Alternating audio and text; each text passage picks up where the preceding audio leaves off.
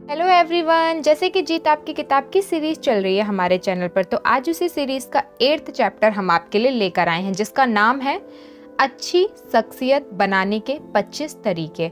जिसे उड़ना सीखना हो उसे पहले खड़ा होना, चलना और दौड़ना आना चाहिए। ये शब्द हैं फ्रेडरिक नितिंजे के।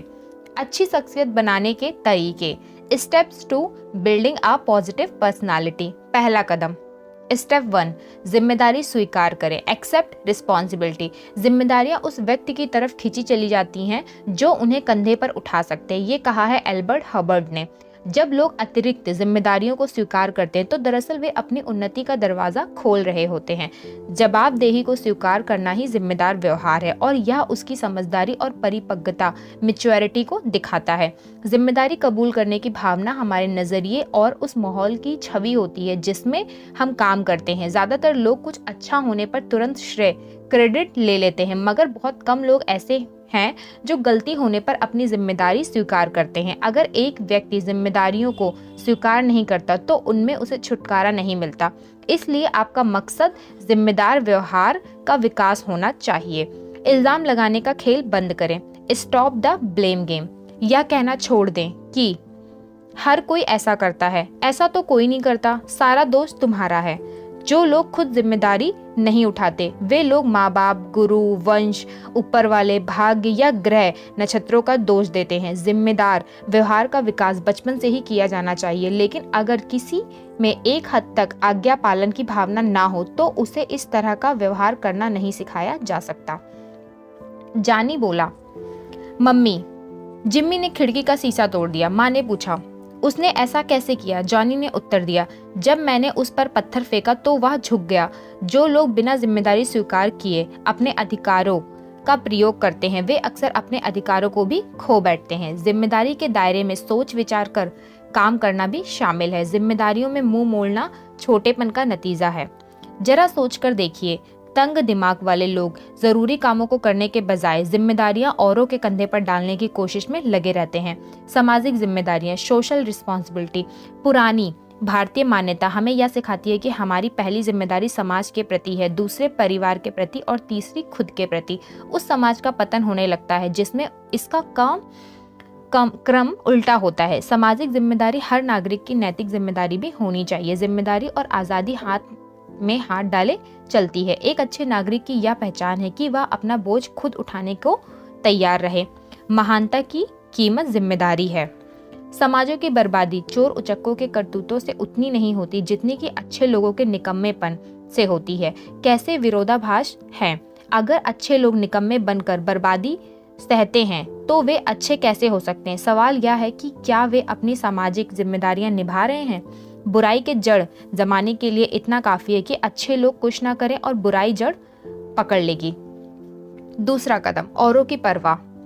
एक दिन एक 10 साल का बच्चा एक आइसक्रीम की दुकान पर गया और टेबल पर बैठकर एक महिला वेटर से पूछा, एक कोन आइसक्रीम कितने की है? उसने कहा 75 सेंट की। बच्चा हाथ में पकड़े सिक्के को गिनने लगा। फिर उसने पूछा कि छोटी कप वाली आइसक्रीम कितने की है? वेटर ने बेसब्री से कहा 65 सेंट की। लड़का बोला, मुझे छोटा कप ही दे दो। लड़का अपना आइसक्रीम खाया, पैसे दिया और चला गया। जब वेटर खाली प्लेट उठाने के लिए आई तो उसने जो कुछ देखा वह बात उसके मन को छू गई।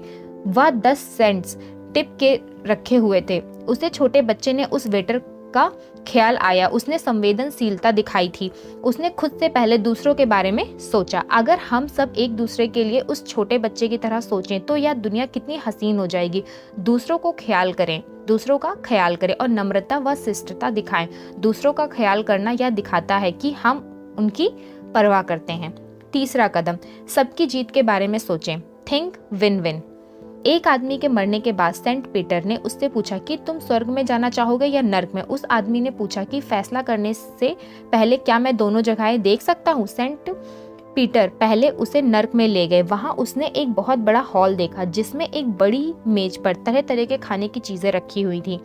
उसने पीले और उदास चेहरे वाले लोगों के कातरे भी देखी।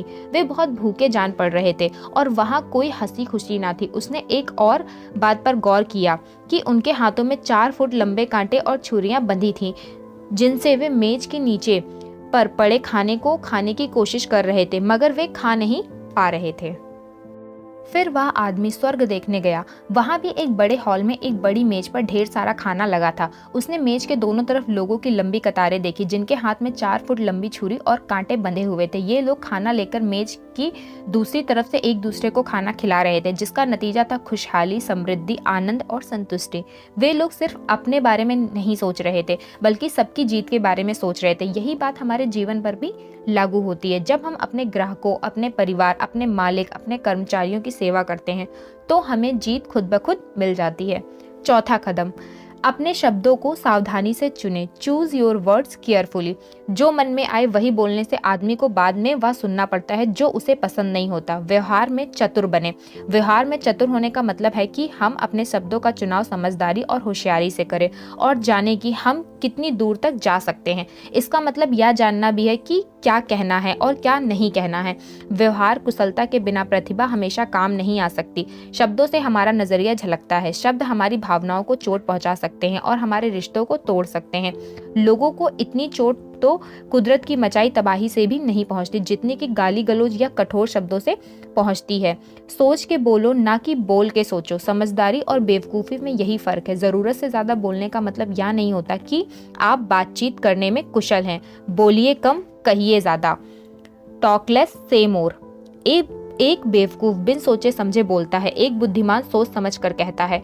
कड़वाहट भरे शब्द भरपाई न किया जा सकने वाला नुकसान पहुंचा सकते हैं। कई बार देखा गया है कि माँ बाप द्वारा बच्चों से की जाने वाली बातचीत का ढंग उनके भविष्य को शक्ल देता है।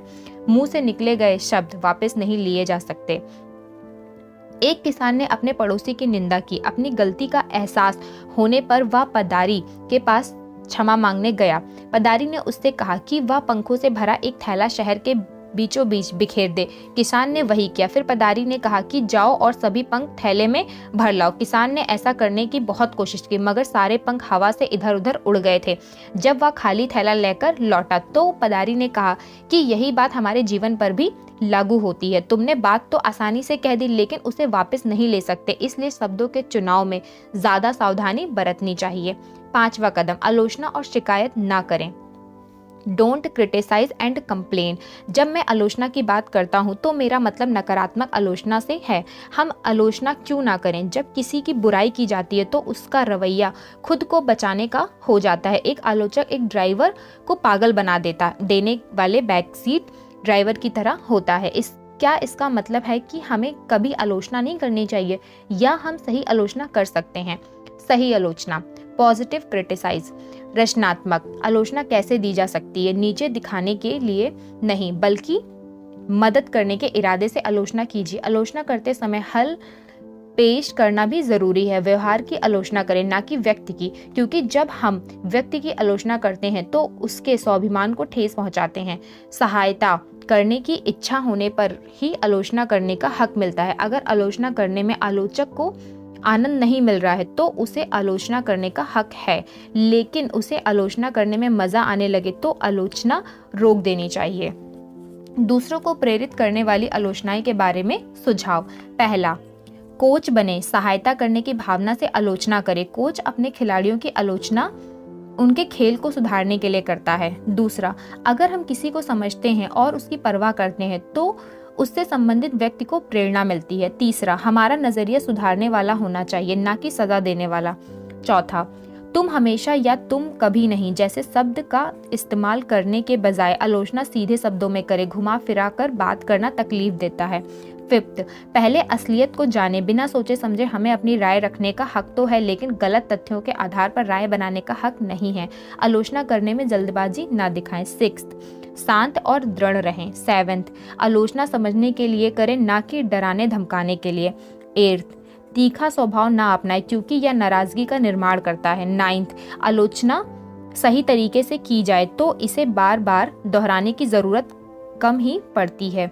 10th, आलोचना हमेशा अकेले में करें, सबके सामने नहीं। ऐसा क्यों? क्योंकि ऐसा करने से मित्रता की भावना बनी रहती है, जबकि दूसरों के सामने आलोचना करना अपमानजनक लग सकता है। 11th, दूसरे इंसान को अपनी सफाई पेश करने का मौका दें।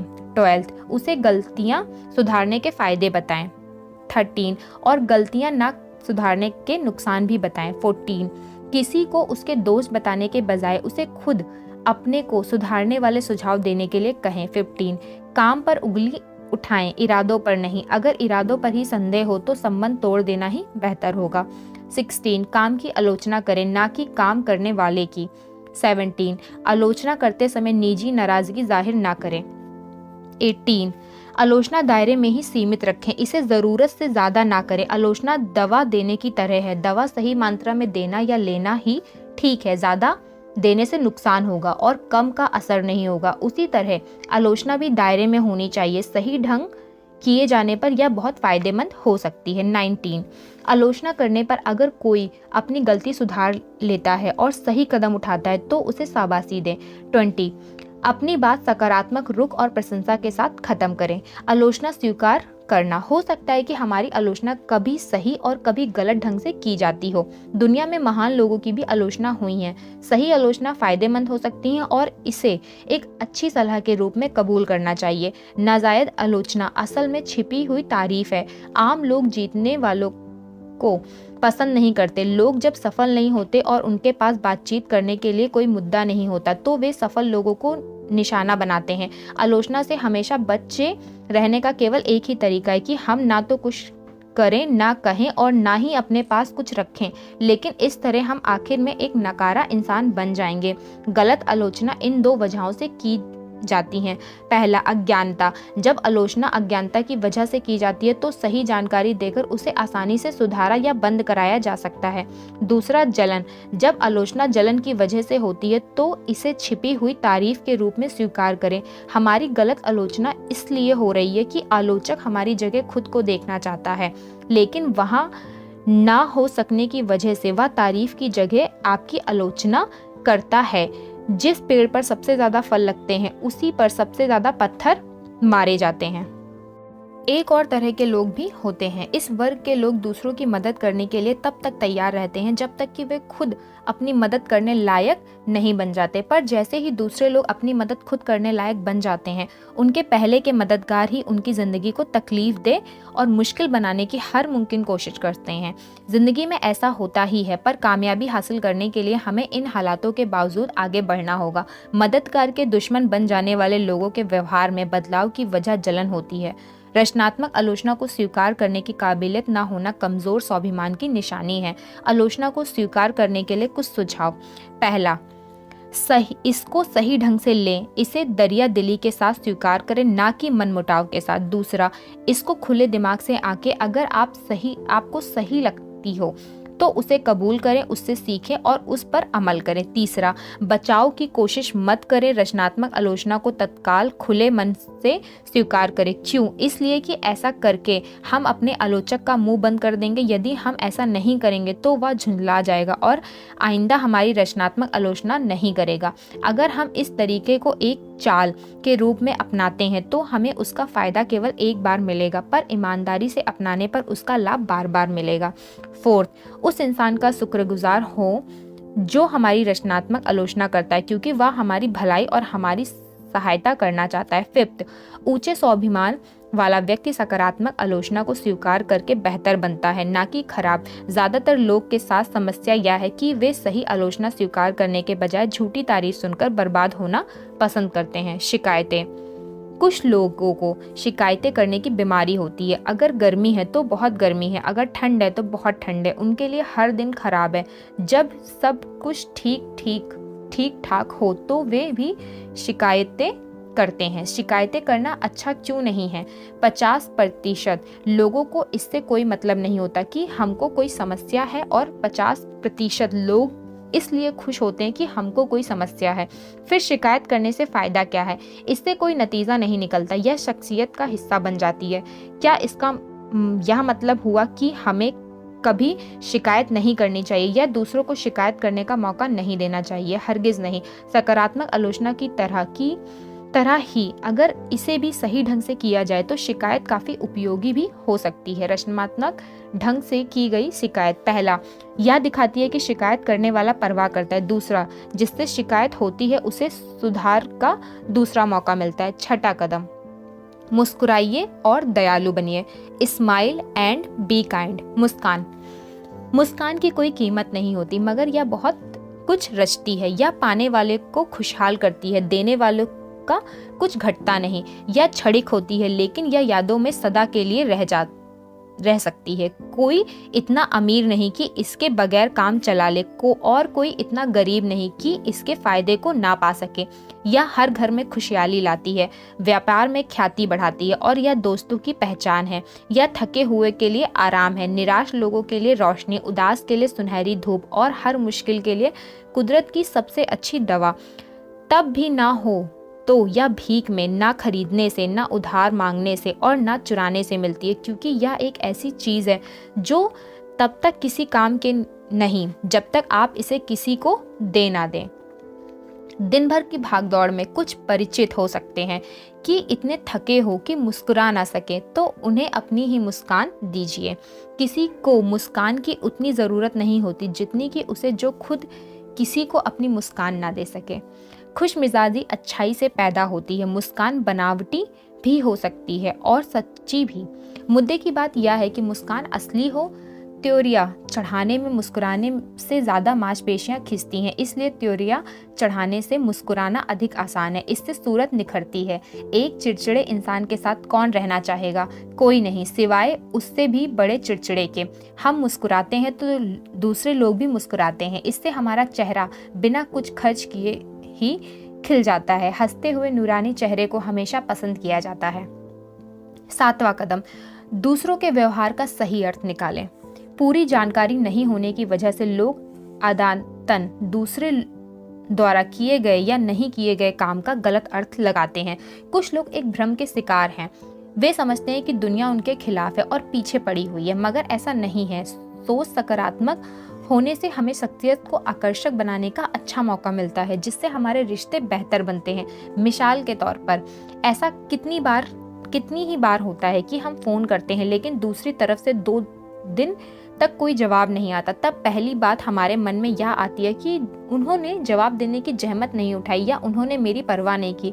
यह नकारात्मक सोच है। हो सकता है उन्होंने कोशिश की हो मगर हमारा नंबर ना मिला हो, उन्होंने कोई संदेश छोड़ा हो जो हमें ना मिला हो, उन्हें कोई मुश्किल आ गई हो, उन्हें हमारा संदेश मिला ही ना हो, और भी बहुत से कारण हो सकते हैं।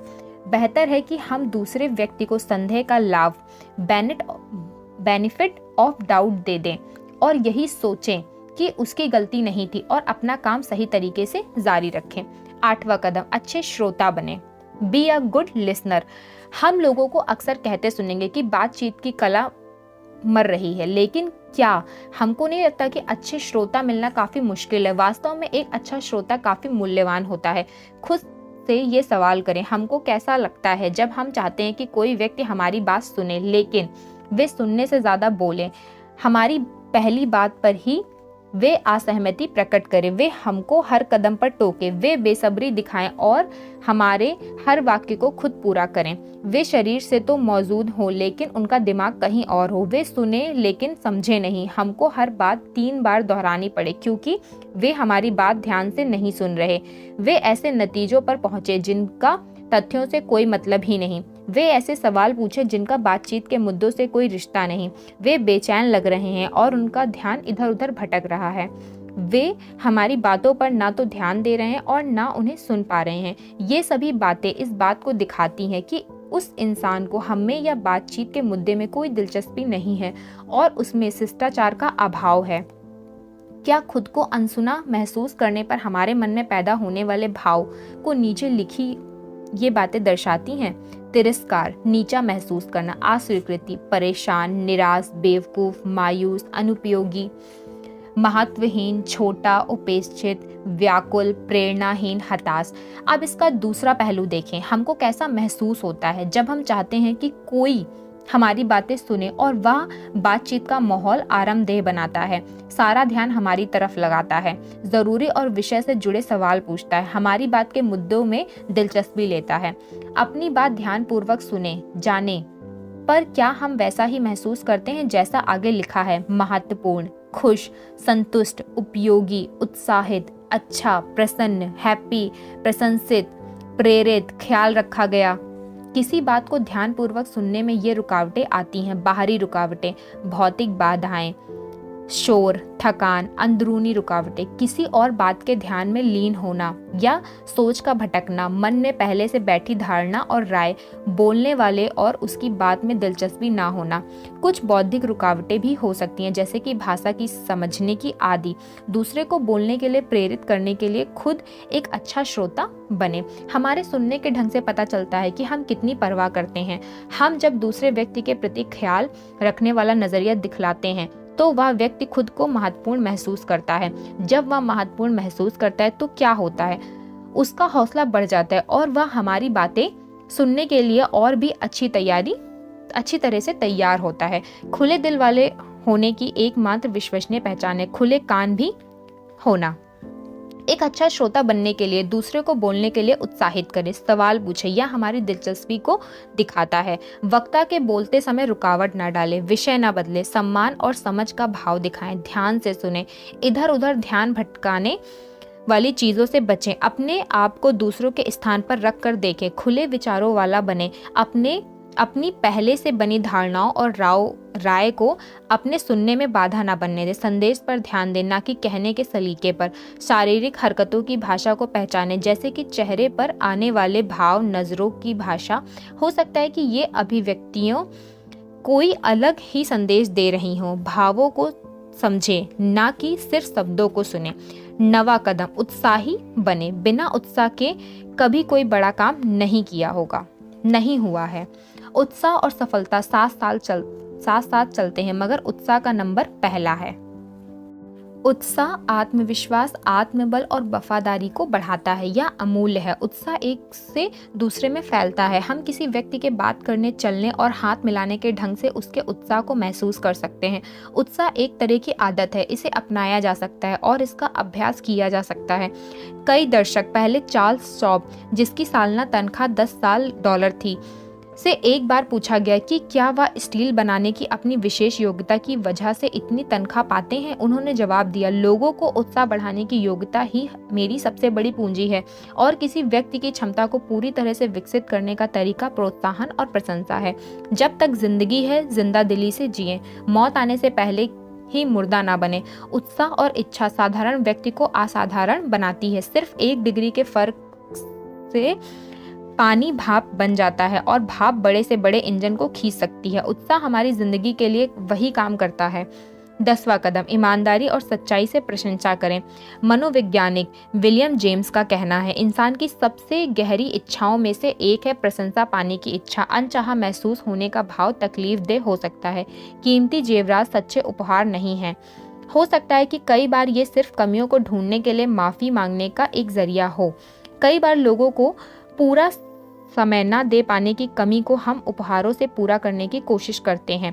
असली उपहार तो हम खुद को किसी के साथ बांट के देते हैं। सच्ची तारीफ करना उन सबसे बड़े उपहारों में से है जो हम किसी को दे सकते हैं। इससे दूसरा व्यक्ति खुद को महत्वपूर्ण समझता है। ज्यादातर लोगों में खुद को महत्वपूर्ण माने जाने की इच्छा काफी गहरी होती है। यह इंसान के लिए एक बड़ी प्रेरणा हो सकती है। आज के दौर की सबसे बड़ी बीमारी कोढ़ या तपेदिक नहीं है, बल्कि अपने को गैर जरूरी महसूस करने का भाव है। ये शब्द हैं मदर टेरेसा के। तारीफ का असर तभी होता है जब उसमें इस तरह की कुछ बातें हों। पहला, यह साफ और स्पष्ट होनी चाहिए। अगर मैं किसी को यह कहकर चल देता हूँ कि उसने अच्छा काम किया है, तो वह मन में क्या सोचेगा? वह सोचेगा मैंने क्या अच्छा काम किया है, वह कुछ समझ ही नहीं पाएगा। मगर जब मैं यह कहता हूँ तुमने जिस तरह उस अड़ियल ग्राहक को समझाया वह बहुत अच्छा काम था, तब वह समझ जाता है कि उसके किस काम की तारीफ हो रही है। दूसरा, यह तुरंत होनी चाहिए। किसी के अच्छा काम करने पर यदि हम उसकी तारीफ 6 महीने बाद करें तो उस तारीफ का असर कम हो जाता है। तीसरा, यह सच्ची होनी चाहिए, यह दिल से निकलनी चाहिए, हमारे शब्द से ईमानदारी झलकनी चाहिए। अगर हम सच्चे मन से तारीफ ना कर रहे हों तो बेहतर है कि तारीफ ना करें, क्योंकि उससे गैर ईमानदारी झलकने लगती है। चौथा, प्रशंसा में परंतु शब्द लगाकर उसे हल्का ना करें, परंतु लगाकर हम उस प्रशंसा का महत्व मिटा देते हैं। और इसके अलावा यह ऐसे दूसरे शब्दों का इस्तेमाल करना बेहतर है, मुझे आपका काम पसंद आया, लेकिन यह कहने के बजाय कुछ इस तरह कहिए, मुझे आपका काम पसंद आया और इसके अलावा क्या आप कृपया फिफ्थ, प्रशंसा करने के बाद हमें उसकी रसीद या स्वीकृति प्राप्त करने की ज़रूरत नहीं। कुछ लोग बदले में प्रशंसा पाने की उम्मीद रखते हुए वहीं खड़े रहते हैं। प्रशंसा करने का उद्देश्य यह नहीं होना चाहिए। अगर हमारी कोई तारीफ करे तो उसे धन्यवाद कहते हुए विनम्रता पूर्वक स्वीकार कीजिए। झूठी प्रशंसा स्वीकार करने से सच्ची आलोचना स्वीकार करना ज़्यादा आसान है। कम से कम व्यक्ति अपनी सही स्थिति तो जान सकता है। ईमानदारी से प्रशंसा करने का कोई अवसर हाथ से न जाने दे। इससे प्रशंसित व्यक्ति का स्वाभिमान बढ़ता है, साथ ही हमारा स्वाभिमान भी बढ़ता है। लोगों के सामने किसी की तारीफ करने का अर्थ उसे मान्यता देना है। चेतावनी, किसी मानदंड के बिना की गई तारीफ संबंधित आदमी को नाराज कर सकती है। प्रशंसा और चापलूसी में क्या फर्क है? इन दोनों के बीच सच्चाई का फर्क होता है। एक दिल से होती है जबकि दूसरी जुबान से। एक में असलियत होती है, दूसरी में स्वार्थ छिपा होता है। कुछ लोगों को ईमानदारी से तारीफ करने की तुलना में चापलूसी करना आसान लगता है। हम ना तो चापलूसी करें ना ही चापलूसों की बातों में आए। स्कूलों में एक पुरानी कहावत है कि चापलूसी मूर्खों की खुराक होती है। फिर भी कभी कभी तुम बुद्धिमान लोग इसे थोड़ा सा खाने के लिए भूखे हो जाते हैं। झूठी तारीफ रेगिस्तान में मृग मरीचिका के समान है। जैसे जैसे हम उसके नज़दीक आते हैं और ज़्यादा निराशा मिलती है, क्योंकि यह भ्रम से ज़्यादा कुछ भी नहीं। लोग अपने घटियापन को छिपाने के लिए चेहरे पर ईमानदारी का नकाब लगा लेते हैं। 11वां कदम, जब हम कोई गलती करते हैं तो उसे कबूल करते हुए बढ़ें। जब मैं गलती करूं तो मुझ में इतनी शक्ति हो कि खुद को बदल सकूं, और जब मैं सही काम करूं तो मुझे इतनी शक्ति हो कि मुझ में अहंकार ना आए। यह जीने की अच्छी फिलॉसफी है। कुछ लोग सीखते हुए जीते हैं और कुछ लोग जीते हैं लेकिन कभी सीखते ही नहीं। गलतियों से सीखना चाहिए। गलती को दोहराना सबसे बड़ी गलती है। अपनी गलती के लिए ना तो किसी पर दोष लगाएं और ना ही बहाने बनाएं। इस पर अड़े ना रहें। जब हम अपनी गलती महसूस करें तो बहुत अच्छा होगा कि उसे स्वीकार करके माफ़ी मांगे। अपनी सफाई ना पेश करें। क्यों? गलती स्वीकार करने से दूसरा व्यक्ति निरंतर हो जाता है। 12वां कदम, तर्क करें पर तकरार ना करें। तकरार और बहस से बचा जा सकता है और थोड़ी सावधानी बरतकर इंसान मन की बहुत सी तकलीफों से बच सकता है। किसी बहस को जीतने का सबसे अच्छा तरीका है कि उसमें पड़ा ही ना जाए। बहस एक ऐसी चीज़ है जिसे जीता नहीं जा सकता, क्योंकि अगर हम जीतते हैं तो भी हारेंगे और अगर हारते हैं तो भी हारेंगे। अगर हम एक बहस में जीतते हैं मगर एक अच्छी नौकरी, ग्राहक, दोस्त या जीवन साथी खो देते हैं तो यह कैसे जीत है? बिल्कुल खोखली। बहसबाजी झूठे अहंकार से पैदा होती है। बहस करना हारी हुई लड़ाई को लड़ने के समान है। अगर कोई जीतता भी है तो उसे हासिल होने वाली चीज़ से ज़्यादा कीमत चुकानी पड़ती है। जज्बाती लड़ाइयाँ हमारे जीत जाने के बाद भी दिलों में दर्द छोड़ जाती हैं। बहस में दोनों व्यक्ति अपनी अपनी बात मनवाने पर तुले होते हैं। बहसबाजी केवल अहंकार की ऐसी लड़ाई है जिसमें एक दूसरे पर चिल्लाने की होड़ से लगी होती है। जो यह समझता है कि वह सब कुछ जानता है वह तो बेवकूफ़ है ही, लेकिन उससे बड़ा बेवकूफ़ वह है जो उससे बहस करता है। क्या यह किसी काबिल है? हम जितनी बहसें जीतते हैं हमारे दोस्त उतने ही कम होते चले जाते हैं। सवाल यह है कि हम ठीक भी हों तो क्या बहस करना उचित है? जवाब साफ है, बिल्कुल नहीं। इसका मतलब यह हुआ कि हमें किसी के बात के विरोध में कभी कोई मुद्दा उठाना ही नहीं चाहिए? ज़रूर उठाना चाहिए, लेकिन नरमी और समझदारी से।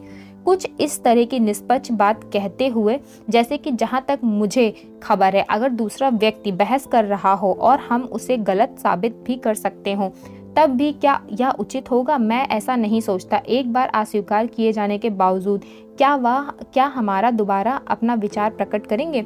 मैं तो नहीं करूँगा। क्यों? क्योंकि बहस उस तंग दिमाग से आ रही है जो क्या ठीक है के बजाय कौन ठीक है साबित करने की कोशिश कर रहा है। मिसाल के तौर पर किसी पार्टी में खास कर कुछ पैग लेने के बाद बड़े अधिकारी के साथ कहता है इस साल की निर्यात एक्सपोर्ट 50 अरब डॉलर का है। हम जानते हैं कि उसकी जानकारी गलत है और वास्तव में निर्यात 45 अरब डॉलर का हुआ है। हम कैसे जानते हैं? हमने यह उसी दिन के अखबार में पढ़ा था या हमने पार्टी के लिए आते समय रास्ते में रेडियो पर सुना था और हमारी कार में एक बुलेटिन पढ़ा है जो हमारी बात को सही सिद्ध कर सकता है। क्या हम अपनी बात साबित करेंगे? हाँ, ऐसा कहकर मेरी जानकारी के अनुसार निर्यात की रकम 45 अरब डॉलर है। यदि दूसरा आदमी ऐसी प्रतिक्रिया व्यक्त करता है तुमको नहीं पता कि तुम क्या कर रहे हो, मुझे एकदम सही पता है कि कितना है, या 50 अरब डॉलर ही है। ऐसे में हमारे पास कई रास्ते हैं। पहला, अपनी बात दोहराएं और बहस शुरू कर दें। दूसरा, भाग कर अपनी गाड़ी से बुलेटिन ले आए और उस आदमी को गलत साबित कर दें। तीसरा, तर्क करें लेकिन बहस नहीं। चौथा, नज़रअंदाज कर दें। तीसरा और चौथा रास्ता सही है। अगर कोई जिंदगी में बड़ी चीजें हासिल करना चाहते हैं तो उसे पूर्णतः कुशल और समझदार बनना ही पड़ेगा। पूर्णतः कुशलता और समझदारी का मतलब है छोटी छोटी बातों पर बहस में ना उलझना। तर्क और बहस में क्या अंतर है? बहस में आग निकलती है और तर्क से रोशनी।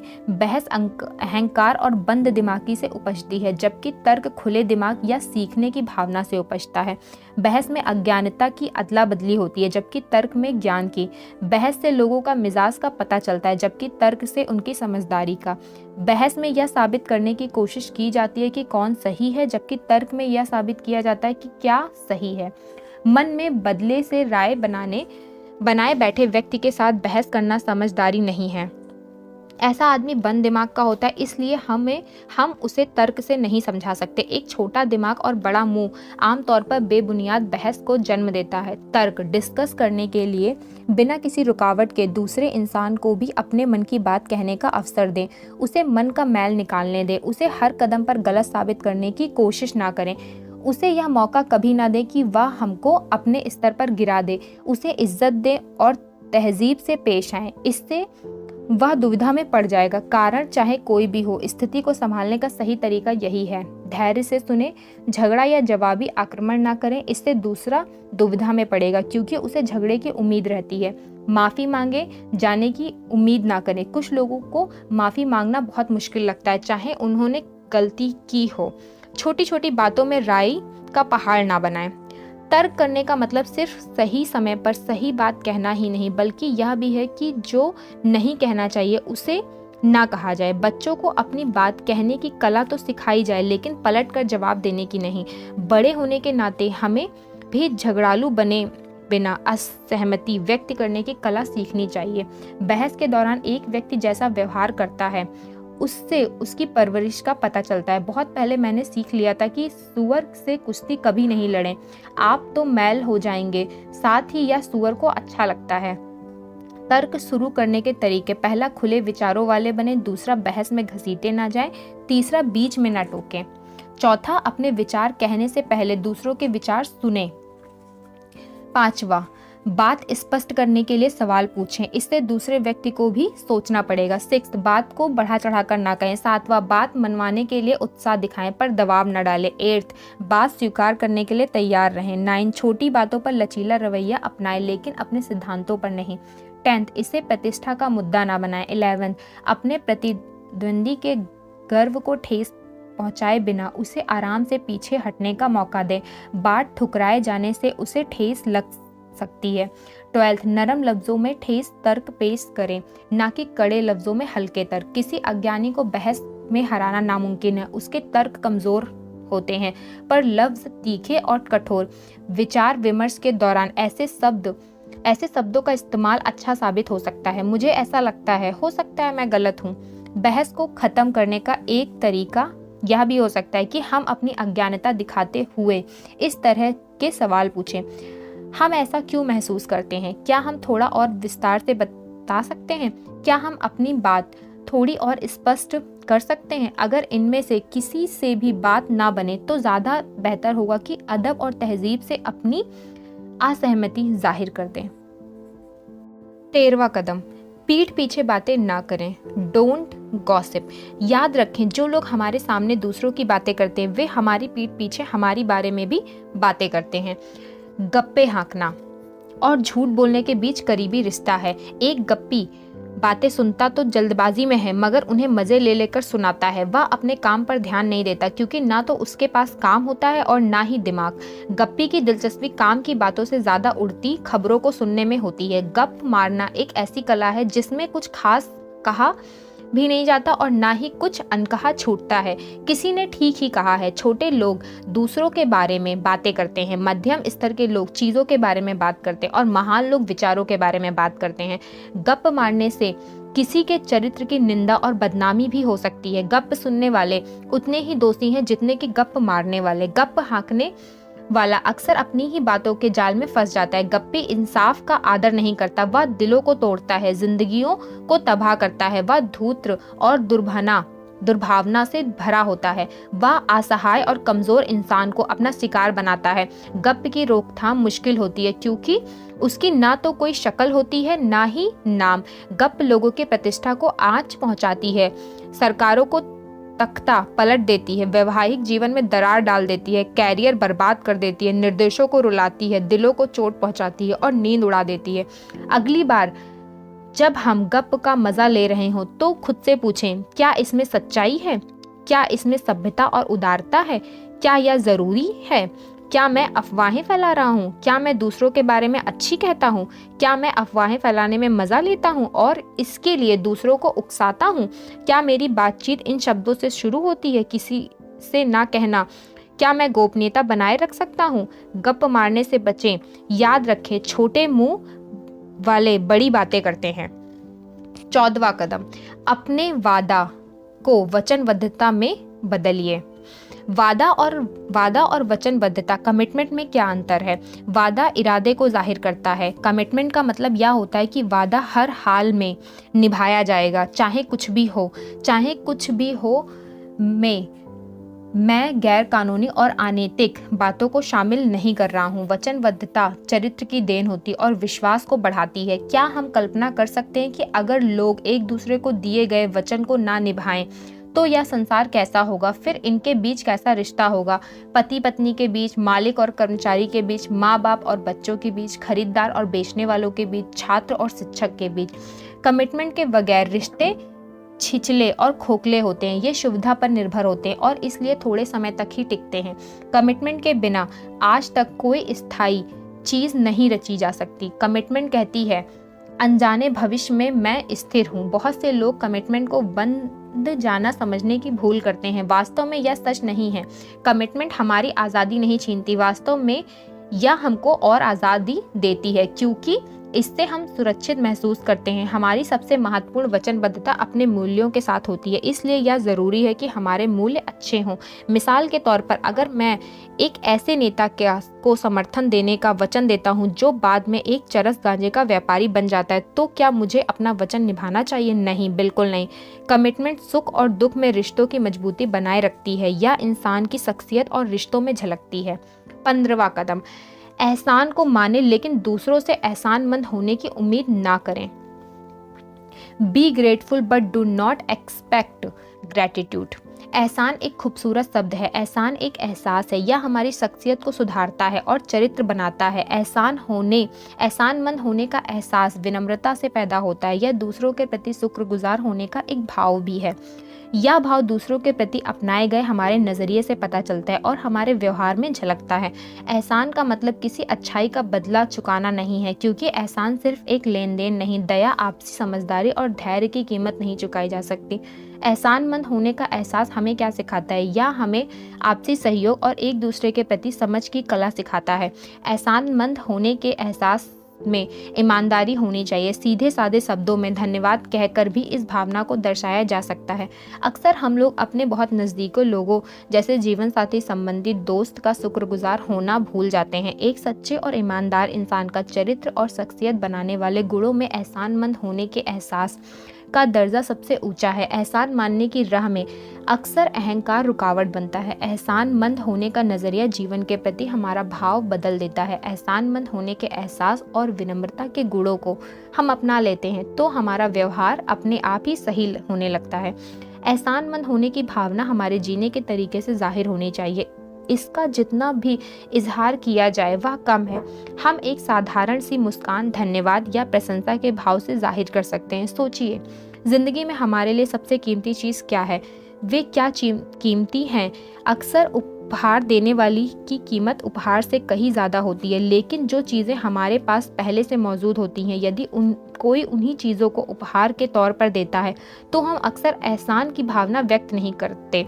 मुड़कर देखिए और उन लोगों को याद करने की कोशिश कीजिए जिनका हमारे जीवन पर अच्छा असर पड़ा हो। ऐसे लोगों में हमारे माँ बाप, शिक्षक या कोई भी दूसरा व्यक्ति हो सकता है जिसने हमारी सहायता करने के लिए भरपूर समय दिया हो। शायद देखने में ऐसा लगे कि उन्होंने केवल अपना कर्तव्य निभाया है, लेकिन वास्तव में ऐसा नहीं है। उन्होंने हमारे लिए अपनी इच्छा से अपने समय, मेहनत, पैसे और कई चीज़ों का त्याग किया है। उन्होंने हमारे प्रति प्रेम का कारण ऐसा किया है, ना कि हमसे धन्यवाद पाने के लिए। किसी मोड़ पर व्यक्ति इस बात को महसूस करता है कि उसकी ज़िंदगी को संवारने में कितनी मेहनत की गई है। शायद उन्हें धन्यवाद देने के लिए अब भी देर नहीं हुई है। जीसस की कहानी। जीसस के बारे में एक कहानी है कि उन्होंने एक बार 10 कोढ़ियों को कोढ़ ठीक कर दिया और जब वे मुड़े तो सिर्फ एक को छोड़कर सब जा चुके थे। उसमें जीसस को धन्यवाद देने की विनम्रता थी। तब जीसस बोले, मैंने कुछ भी नहीं किया है। इस कहानी से क्या सबक मिलता है? ज़्यादातर लोग एहसान फरामोश होते हैं। एहसान मानने वाला इंसान मुश्किल से मिलता है। जीसस ने सचमुच उन्हें नया जीवन दिया और कहा, मैंने कुछ भी नहीं किया। जीसस ने तरह हमें भी किसी से एहसान मानने की उम्मीद नहीं करनी चाहिए। ऊपर का उदाहरण हमारे व्यवहार और शख्सियत में कैसे लागू होता है। हम किसी को थोड़े दिनों के लिए रोटी कपड़ा दे दे तो कहते हैं, देखो मैंने इसके लिए कितना किया। हम अपने इस परोपकार को अपने दिमाग में कितना बढ़ा चढ़ा देते हैं। हम लोगों को अक्सर ऐसी बातें सुनते हैं, अगर मैं नहीं होता तो यह आदमी आज सड़क पर होता। उनमें कितना अहंकार है। संयोग से, बाय द वे, जब लोग दूसरों से काम निकलवाने के लिए ऐसी बातें करते हैं, बाय द वे, क्या आप मेरे लिए यह कर सकते हैं, ऐसा कहकर वे काम करने या ना करने के महत्व को कम कर देते हैं। मैंने यह पाया कि अगर हम जिंदगी में किसी के लिए कोई भी काम करते हैं तो यह संयोग से नहीं होता, बल्कि हमेशा खास तौर पर होता है। एक अच्छे इंसान के नज़रिए से देखा जाए तो वह कोई काम एहसान करने के लिए नहीं करता। अगर दूसरे की मदद करना संभव हो और वह फिर भी ना की जाए तो यह बहुत दुख की बात है। लेकिन मुझे इस बात का पक्का यकीन है कि संयोग से कुछ भी घटित नहीं होता, यह हमेशा खास तौर पर घटित होता है और ऐसा मानना ही उचित है। 16वां कदम, भरोसामंद और वफादार बने।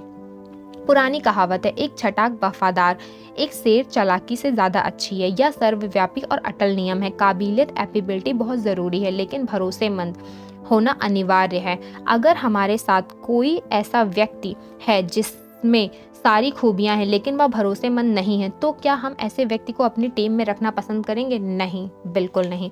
मुझे यकीन था कि तुम जरूर आओगे। I know you would come. बचपन के 2 ऐसे दोस्त थे जो स्कूल, कॉलेज और यहाँ तक कि फौज में भी साथ ही भर्ती हुए। युद्ध छिड़ गया और दोनों एक ही यूनिट में थे। एक रात उन पर हमला हुआ। चारों तरफ गोलियां बरस रही थी। ऐसे में अंधेरे से एक आवाज़ आई, हैरी इधर आओ, मेरी मदद करो। हैरी ने अपने बचपन के दोस्त बिल की आवाज़ फौरन पहचान ली। उसने अपने कैप्टन से पूछा, क्या मैं जा सकता हूँ? कैप्टन ने जवाब दिया, नहीं, मैं तुम्हें जाने की इजाज़त नहीं दे सकता। मेरे पास पहले से ही आदमी कम है। मैं अपने एक और आदमी को नहीं खोना चाहता। साथ ही बिल की आवाज़ से भी ऐसा लगता था कि वह बचेगा नहीं। हैरी चुप रहा। फिर वही आवाज़ आई, हैरी आओ, मेरी मदद करो। हैरी चुप बैठा रहा क्योंकि कैप्टन ने उसे जाने की इजाज़त नहीं दी थी। वही आवाज़ बार बार आई। हैरी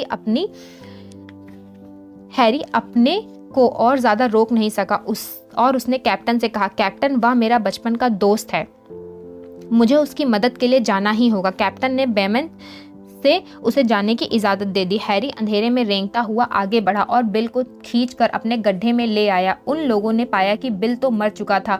अब कैप्टन नाराज हो गया और हैरी पर चिल्लाया, मैंने कहा था ना कि वह नहीं बचेगा, वह मर गया है और तुम भी मारे जाते। मैं अपना एक और आदमी खो बैठता। तुमने वहां जाकर गलती की थी। हैरी ने जवाब दिया, कैप्टन, मैंने जो किया वह ठीक था। जब मैं बिल के पास पहुंचा तो वह जिंदा था और उसके आखिरी शब्द थे, हैरी, मुझे यकीन था कि तुम जरूर आओगे। अच्छे रिश्ते बड़ी मुश्किल से बनते हैं और एक बार बन जाए तो उन्हें निभाना चाहिए। हमसे अक्सर कहा जाता है, अपने सपनों को साकार करो, मगर हम अपने सपनों को दूसरों की कीमत पर असलियत का रूप नहीं दे सकते। ऐसा करने वालों के पास चरित्र नहीं होता। हमें अपने परिवार, दोस्तों और उन लोगों के लिए जिनकी हम परवाह करते हैं और जो हम पर निर्भर हैं, अपने निजी हितों का त्याग करना चाहिए। 17वां कदम, मन में मैल ना रखें, कूड़ा इकट्ठा करने वाले ना बने। क्या हमने वह कहावत सुनी है, माफ तो कर सकता हूँ लेकिन भूल नहीं सकता। जब एक व्यक्ति माफ करने से इनकार कर देता है तो वह उन सभी दरवाजों को बंद कर देता है जिन्हें खोलने की किसी दिन उसे जरूरत पड़ सकती है। जब हम मन में वैर और देश का भाव रखते हैं तो सबसे ज्यादा नुकसान किसको पहुंचता है? खुद अपने आप को। जिम और जेरी बचपन के दोस्त थे, मगर किसी कारण से उनकी दोस्ती में दरार पड़ गई। वे 25 साल तक एक दूसरे से नहीं बोले। जेरी मृत्यु शैया पर पड़ा था और दिल पर बोझ लेकर मरना नहीं चाहता था, इसलिए उसने जिम को बुलाया और माफी मांगते हुए कहा, हम एक दूसरे को क्षमा कर दें और पिछली बातों को भूल जाएं। जिम को भी यह बात अच्छी लगी। एक दिन उसने जेरी से अस्पताल जाकर भेंट करने का फैसला किया। उन्होंने बीते पिछले 25 सालों को याद किया, अपने मतभेदों को भुलाया और कुछ घंटे साथ गुजारे। जब जिम जाने वाला था, जेरी पीछे से चिल्लाकर बोला, जिम, अगर मैं नहीं मरा तो याद रखना यह माफी मानी नहीं जाएगी। देश भाव रखने के लिए जीवन बहुत छोटा है, देश रखना व्यर्थ है। लानत है मुझ पर, शेम ऑन मी। जहाँ एक तरफ देश रखना अच्छी बात है, वहीं बार बार चोट खाना भी अच्छी बात नहीं है। किसी ने ठीक ही कहा है, तुम मुझे एक बार धोखा देते हो तो तुम पर लानत है, तुम मुझे दोबारा धोखा देते हो तो मुझ पर लानत है।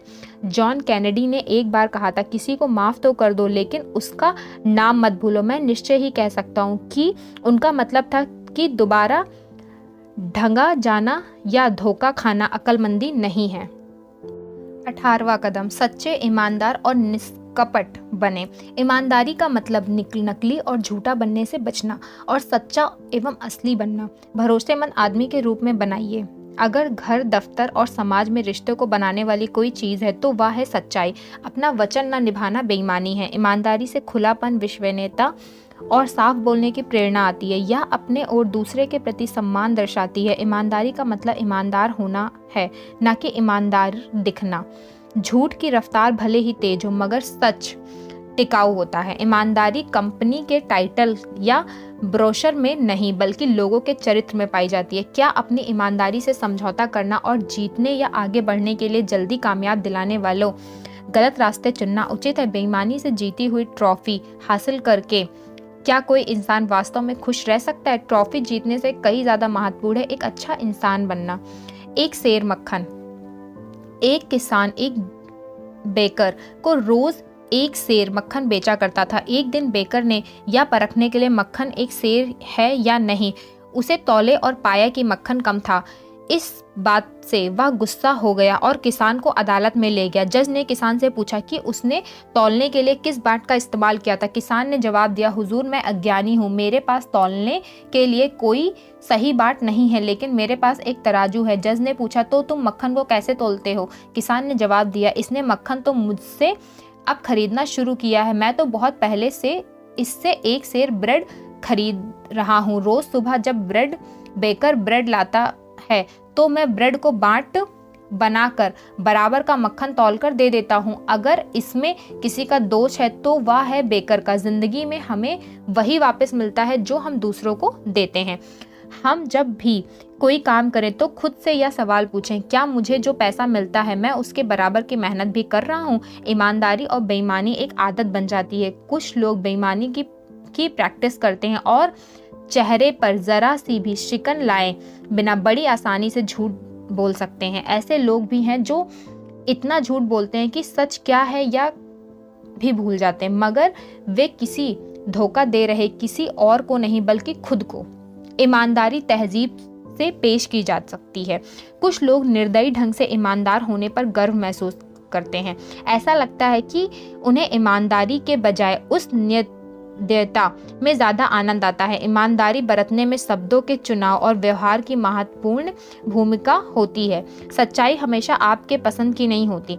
सच कठोर हुए बिना भी बोला जा सकता है, लेकिन ऐसा कर पाना हमेशा संभव नहीं होता। एक ईमानदार दोस्त की सबसे बड़ी जिम्मेदारी होती है कि वह सच्चा है। कुछ लोग कड़वे सच से बचने के लिए ऐसा चापलूस दोस्तों का चुनाव करते हैं जो उनकी पसंद की बातें ही बोलते हैं।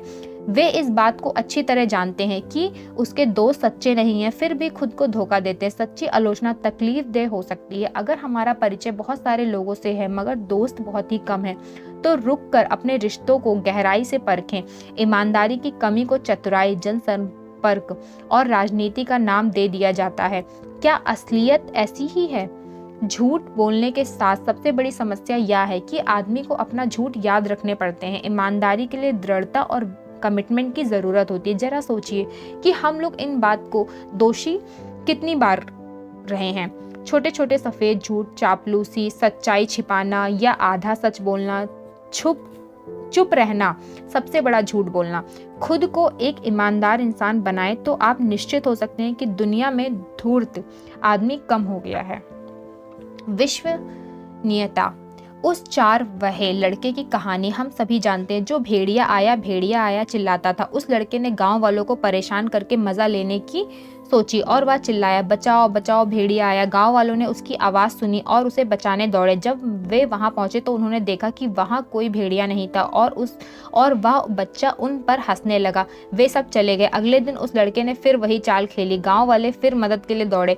एक दिन वह लड़का जब भेड़ों को चरा रहा था तो उसने सचमुच एक भेड़िया देखा और मदद के लिए चिल्लाया। गांव वालों ने उस लड़के की आवाज़ तो सुनी मगर उसकी मदद के लिए कोई नहीं आया। उन्होंने सोचा कि लड़का फिर वही चाल खेल रहा है। उन लोगों ने उस पर यकीन नहीं किया। नतीजे के तौर पर उसकी भेड़ें खाई गई और उसका नुकसान हो गया। इस कहानी से शिक्षा मिलती है कि पहला, जब लोग झूठ बोलते हैं तो अपनी विश्वसनीयता खो देते हैं। दूसरा, एक बार जब वे अपनी विश्वसनीयता खो देते हैं तो सच बोलने पर भी कोई उनका विश्वास नहीं करता। एक अच्छे चरित्र का गुण है ईमानदारी। The quality of a good character is honesty. इन 2 तरीकों से सच गलत ढंग से पेश किया जा सकता है। पहला, अधूरा सच बोलकर या अधूरी जानकारी देकर। दूसरा, सच को बढ़ा चढ़ाकर बोलकर। आधे अधूरे और गलत ढंग से पेश किए गए सच से बचें। एक नाविक 3 साल से एक ही जहाज पर काम कर रहा था। एक रात में वह नशे से धुत हो गया। ऐसा पहली बार हुआ था। कैप्टन ने इस घटना को रजिस्टर में इस तरह दर्ज किया, नाविक आज रात नशे में धुत था। नाविक ने यह बात पढ़ ली। वह जानता था कि इस एक वाक्य से उसकी नौकरी पर असर पड़ेगा, इसलिए वह कैप्टन के पास गया, माफी मांगी और कैप्टन से कहा कि उसने जो कुछ भी लिखा है उसमें यह भी जोड़ दे कि ऐसा 3 साल में पहली बार हुआ है, क्योंकि पूरी सच्चाई यही है। कैप्टन ने मना कर दिया और कहा, मैंने जो कुछ भी रजिस्टर में दर्ज किया वह असली सच है। अगले दिन रजिस्टर भरने की भारी नाविक की थी। उसने लिखा, आज की रात कैप्टन ने शराब नहीं पी। कैप्टन ने इसे पढ़ा और नाविक ने कहा कि इस वाक्य को वह या तो बदल दे अथवा पूरी बात लिखने के लिए आगे कुछ और लिखे, क्योंकि जो लिखा गया था उससे जाहिर होता था कि कैप्टन हर रात शराब पीता था। नाविक ने कैप्टन से कहा कि उसने जो कुछ भी रजिस्टर में लिखा वही सच है। दोनों बातें सही थी, लेकिन दोनों से जो संदेश मिलता है वह एकदम भटकाने वाला है और उसमें सच्चाई की झलक नहीं है। बढ़ा चढ़ाकर कहना। सच को बढ़ा चढ़ाकर कहने से 2 बातें होती हैं। पहला, इससे हमारी बात का असर कम होता है और हमारी विश्वसनीयता घटती है। दूसरा, यह एक लत की तरह है या एक आदत बन जाती है। कुछ लोग बात को बढ़ाए चढ़ाए बिना सच कह ही नहीं पाते। निष्कपट बने। निष्कपट होना मन की एक भावना है। इसका सबूत देना मुश्किल है। मन में कोई कपट रखें बिना दूसरों की मदद करने की भावना हमें अपना लक्ष्य हासिल करने में मदद देती है। दिखावे से दूर रहें। मुसीबत में पड़े किसी दोस्त से यह पूछना काफ़ी अखरता है कि मेरे लायक कोई काम हो तो बताओ, क्योंकि ऐसा मदद करने के मकसद से नहीं बल्कि दिखावे के लिए कहा जाता है। अगर हम सचमुच मदद करना चाहते हैं तो करने लायक कोई उचित काम सोचिए और कीजिए। बहुत से लोग अपने स्वार्थ को छिपाने के लिए इंसानियत का नकाब लगा लेते हैं ताकि जब कभी उन्हें तकलीफ हो तो वे बदले में हक जताते हुए सहायता मांग सके। झूठी और बेकार की नाटकबाजी से दूर रहे। चेतावनी।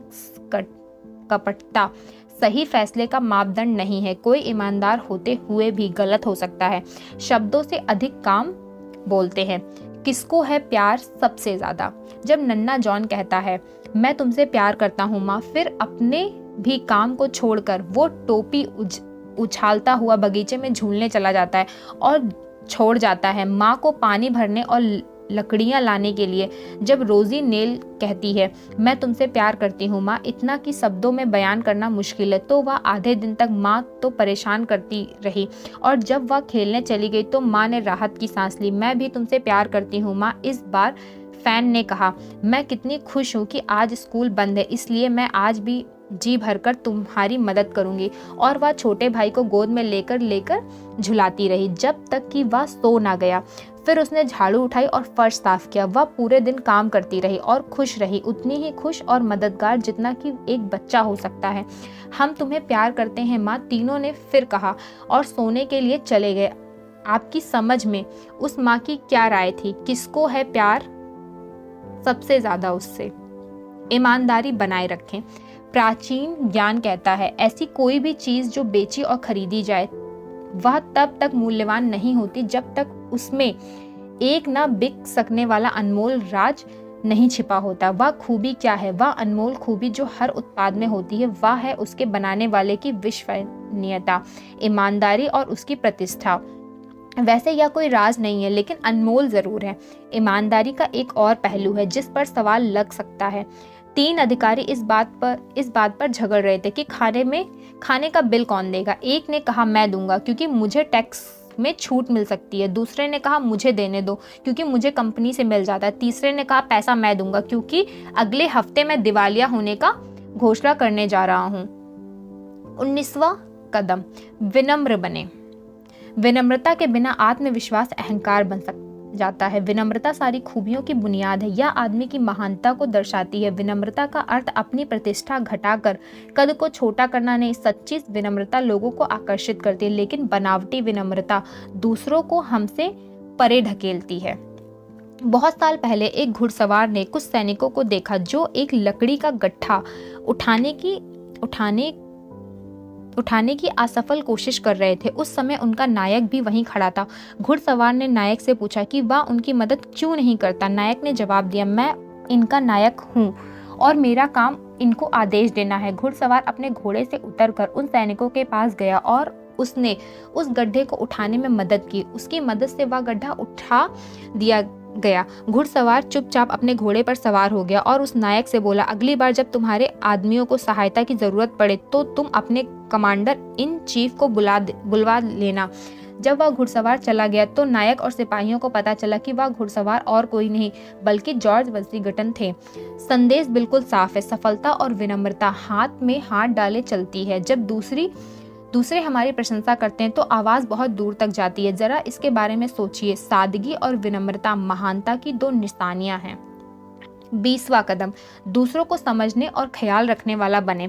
रिश्ते निभाने में हम सभी से गलतियां होती हैं। कभी कभी हम दूसरों की जरूरतों के प्रति असंवेदनशील हो जाते हैं, खासकर उनके प्रति जो हमारे बहुत करीबी है। फिर इससे मायूसी और नाराजगी पैदा होती है।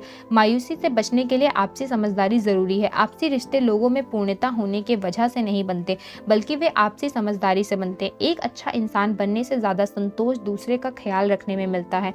इससे हमारी ख्याति अपने आप ही बढ़ जाती है, जो हमारे जीवन का सबसे बेहतर बीमा है और जिसके लिए कुछ खास खर्च नहीं करना पड़ता। कुछ लोग समझदारी दिखाने और ख्याल रखने की कमी को पैसे से पूरा करने की कोशिश करते हैं। दूसरों को समझना उन पर पैसे खर्च करने से ज़्यादा महत्वपूर्ण है। और अगर हम चाहते हैं कि दूसरे हमको समझे तो इसका सबसे अच्छा तरीका यही है कि हम भी दूसरों को समझें। किसी के साथ संवाद कायम करने के लिए उसे समझना ज़रूरी है।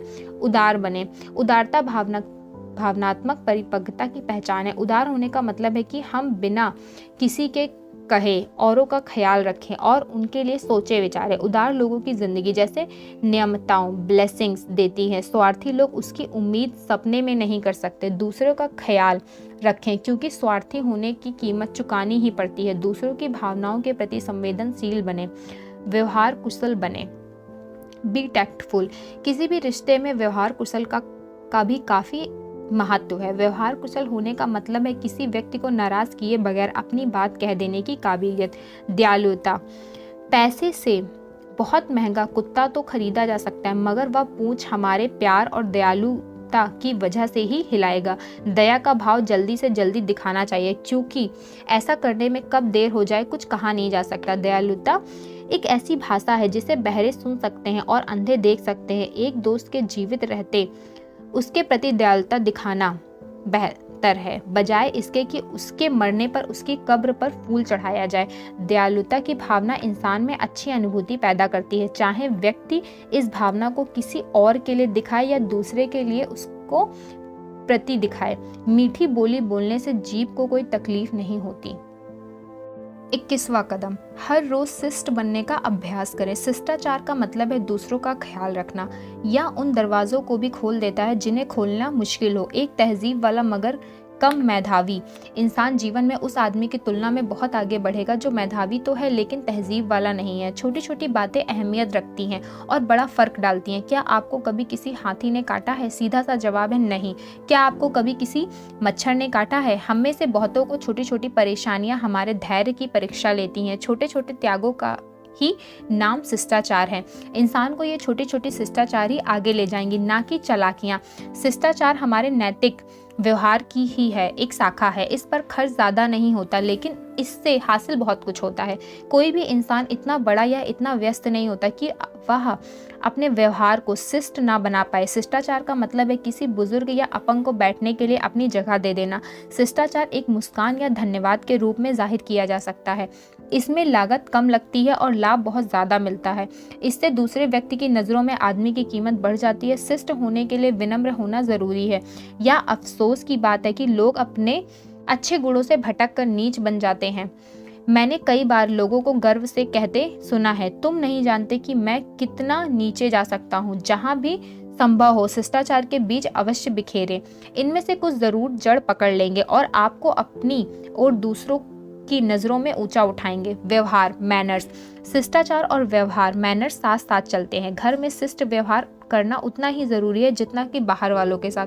घर में दूसरों का ख्याल रखना और अच्छे व्यवहार करने से गर्मजोशी और अपनेपन की भावना बढ़ती है। शिष्टाचार का मतलब है अच्छा व्यवहार करना, रूखा व्यवहार करने के बजाय। यदि हम शिष्ट व्यवहार करें तो इससे आत्म संतुष्टि मिलने के साथ ही और भी कई फायदे होते हैं। मुझे आश्चर्य होता है कि ज़्यादातर लोग शिष्ट व्यवहार क्यों नहीं करते।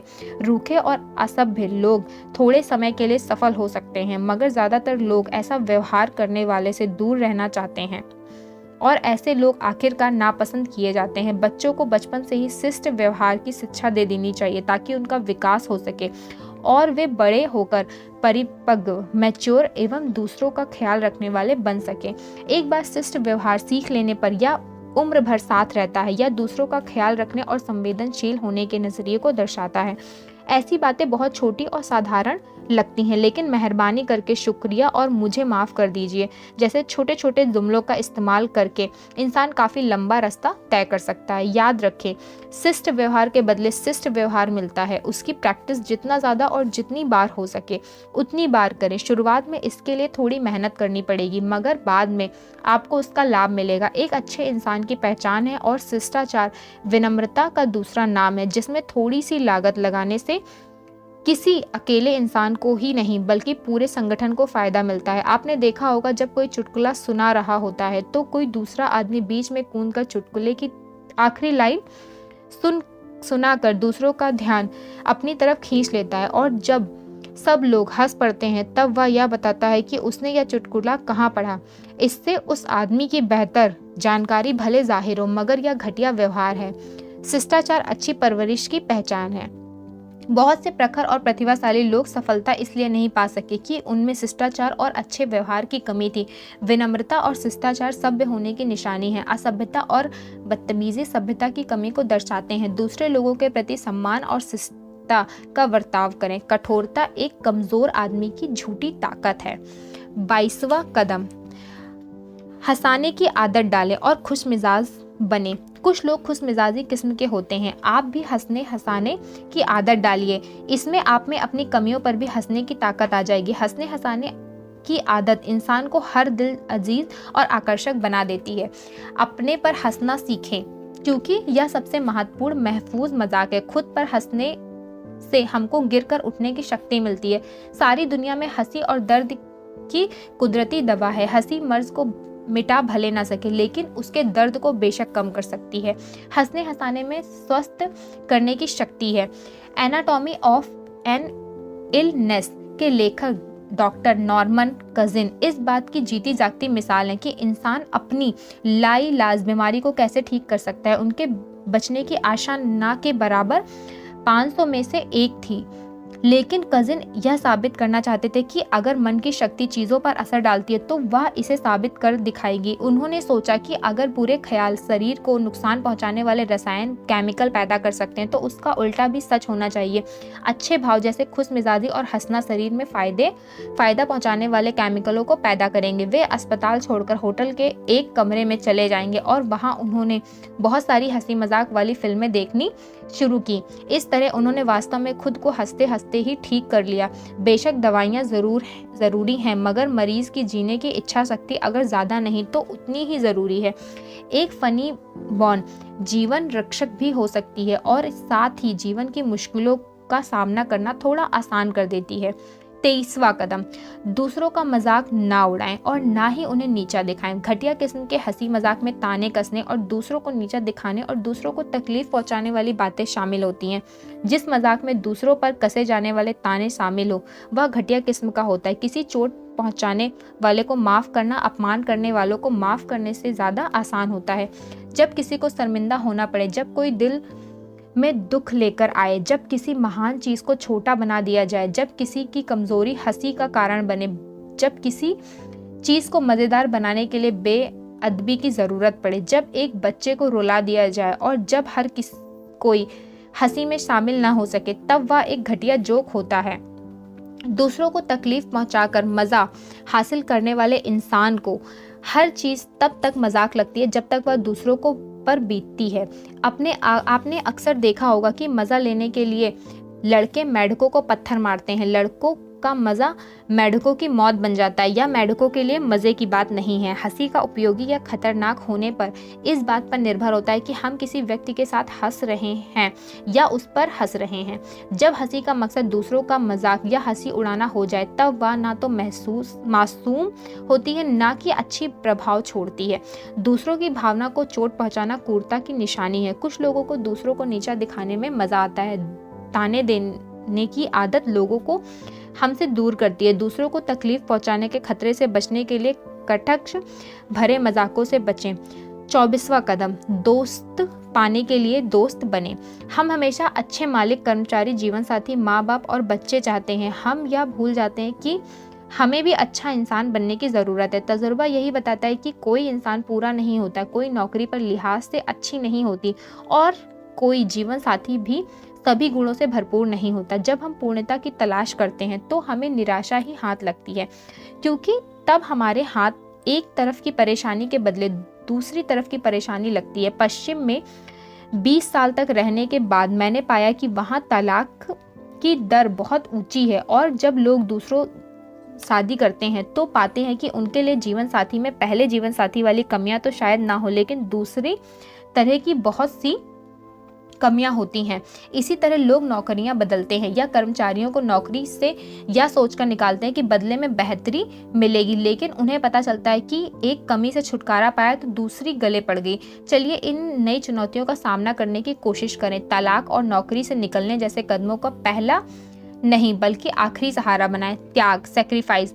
दोस्ती त्याग मांगती है और इम्तिहान लेती है। दोस्ती और रिश्ते बनाए रखने के लिए त्याग, निष्ठा और समझदारी की जरूरत पड़ती है। त्याग बस यूं ही की जाने वाली चीज नहीं है, इसके लिए अपनी आसानियां कुर्बान करनी पड़ती हैं। स्वार्थ की भावना दोस्ती को तोड़ देती है। हल्के फुल्के रिश्ते तो आसानी से बन जाते हैं, लेकिन सच्ची दोस्ती बनाने और कायम रखने के लिए समय और प्रयास की जरूरत होती है। दोस्ती इम्तिहान की घड़ियों से गुजर कर ही मजबूत बनती है। हमें झूठे रिश्ते को पहचानना सीखना चाहिए। सच्चे दोस्त कभी अपने दोस्तों का नुकसान नहीं चाहते। सच्ची दोस्ती जितना लेती है उससे ज्यादा देती है और परेशानियों में भी मजबूती से टिकी रहती है। सुख के साथी। एक सुख का साथी उस बैंकर की तरह होता है जो आसमान साफ होने पर तो छाता उतार देता है, लेकिन बारिश होते ही उसे वापस ले लेता है। दो लोग जंगल के रास्ते जा रहे थे, तभी उन्हें एक भालू मिला। उनमें से एक तो झटपट पेड़ पर चढ़ गया, लेकिन दूसरा ऐसा ना कर सका, इसलिए वह जमीन पर मुर्दे की तरह लेट गया। भालू उसके कान के पास अच्छी तरह सूंघ कर चला गया। पहले आदमी ने पेड़ से उतरकर दूसरे से पूछा, भालू ने तुमसे क्या कहा? दूसरे आदमी ने जवाब दिया, उसने कहा कि ऐसे दोस्त का विश्वास मत करो जो खतरा आने पर उसे भुगतने के लिए तुम्हें अकेला छोड़ दे। कहानी का संदेश दिन के उजालों की तरफ साफ है। आपसी विश्वास और भरोसा हर दोस्ती की बुनियाद है। लोग अलग अलग कारणों से दोस्त बनाते हैं। दोस्त कई तरह के होती है, दोस्ती कई तरह की होती है। पहला, सुख के साथी। ऐसे लोग तभी तक दोस्त रहते हैं जब तक दोस्ती में खुशी और मज़ा है। खुशी होती है तो ऐसे दोस्त भी चले जाते हैं। दोस्ती की सुविधा की दोस्ती। ऐसी दोस्ती कुछ हासिल करने के लिए की जाती है और टिकाऊ नहीं होती या 3 तरह की होती। पहला, नज़दीकी।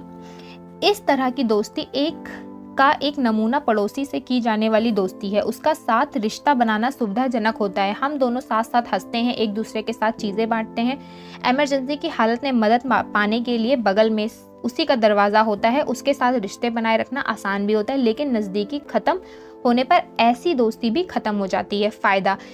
दूसरा फ़ायदा, ऐसी दोस्ती का मतलब के लिए होती है उसकी पहुँच ऊपर तक है। वह पैसे वाला, साधन संपन्न है, वह डॉक्टर है, वकील है, उससे रिश्ता बनाना किसी दिन फायदेमंद हो सकता है। इस तरह की दोस्ती ऐसे नज़रिए से की जाती है। इस तरह के रिश्ते उपयोगिता खत्म होने पर दोस्ती भी खत्म हो जाती है। दुश्मन का दुश्मन मेरा दोस्त। कहावत है कि दुश्मन का दुश्मन दोस्त होता है। यह दोस्ती तब तक बरकरार रहती है जब तक दोनों का दुश्मन एक है, लेकिन उस दुश्मन के जाने पर वह दोस्ती भी चली जाती है। सच्ची दोस्ती, यह एक दूसरे की इज्जत पर आधारित होती है। सच्चे दोस्त वे लोग होते हैं जिनके मन में एक दूसरे के लिए भलाई होती और वे उसी हिसाब से काम करते हैं। इसका आधार चरित्र और वचनबद्धता, कमिटमेंट होते हैं। इस तरह की दोस्ती में दोनों तरफ से अच्छाई हमेशा बनी रहती है। ऐसी दोस्ती हमेशा बनी रहती है। खुशहाली में दोस्त बनते हैं, लेकिन मुश्किलों उनके असली रूप को दिखाती है या जाहिर करती है। मतलबी दोस्तों का वर्णन इस कविता में क्या खूब किया गया है।